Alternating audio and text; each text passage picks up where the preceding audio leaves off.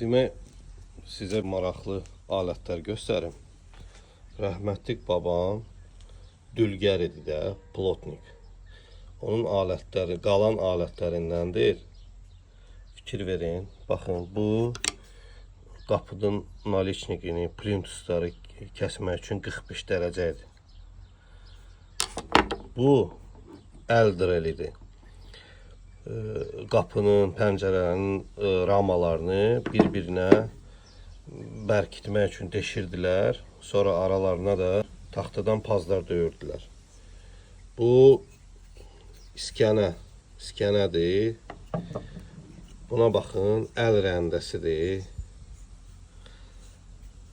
Əl rəndəsidir. Belə bu qaydada rəndələyirdin. Həm də bunun vasitəsilə bunu tənzimləmək olur da, biraz çox götürsün, az götürsün.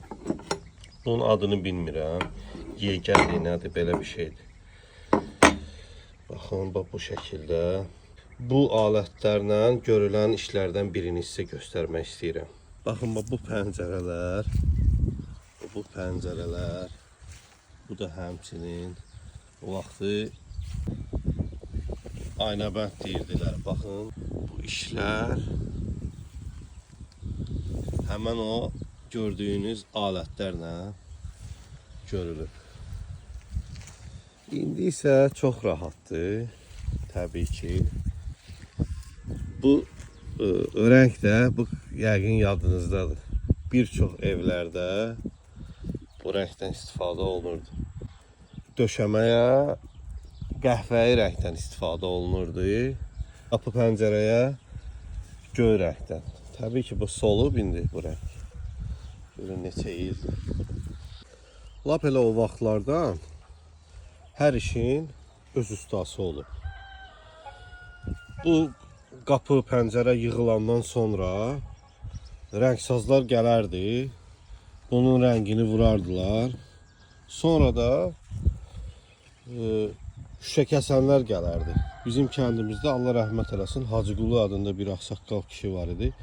Gələrdi, bax, bu alətlə şüşələri ölçüyə kəsib, bax, bura taxardılar. Bura taxandan sonra da mismarla, burada yaxşı görsənir, mismarla şüşəni fiks edərdilər, saxlayardılar. İndi isə təzə müasir alətlərdir. O vaxtı ustaların da sayı çox az idi. Ona görə az idi ki, çox çətin idi. İşlərin görülməsi çox çətin başa gələrdi. Amma indi isə müasir alətlər, taxtanı nətər istəyirsən kəs, hansı formada istəyirsən kəs, necə istəyirsən birləşdir. Fərqli boyalar, boya növləri, hər şey satışda mövcuddur. Texnologiya.